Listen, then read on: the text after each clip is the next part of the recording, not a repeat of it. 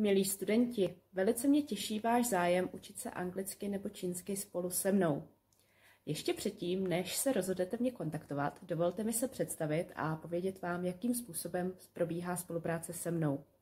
Jmenuji se Romana Křížková a jsem absolventkou magisterského anglicko-čínského programu na Albert Ludwigs Universität v Německu.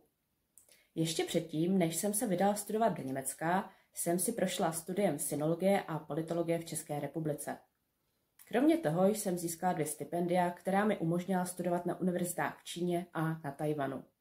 Mým cílem je předávat vám skutečnou hodnotu, nejen v rámci našich standardních lekcí.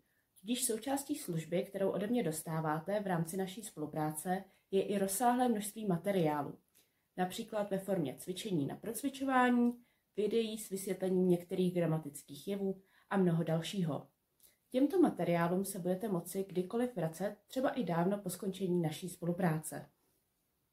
Spolupráce se studenty může být buď to krátkodobá, například pokud se připravujete na nějakou jazykovou zkoušku či na pohovor, a nebo také dlouhodobá, pakliže se snažíte naučit jazyk v jeho komplexitě.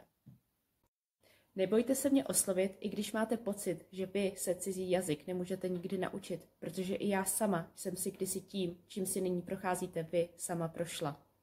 Těším se, že se s některými z vás již brzy uvidím. Mějte se krásně a brzy na viděnou.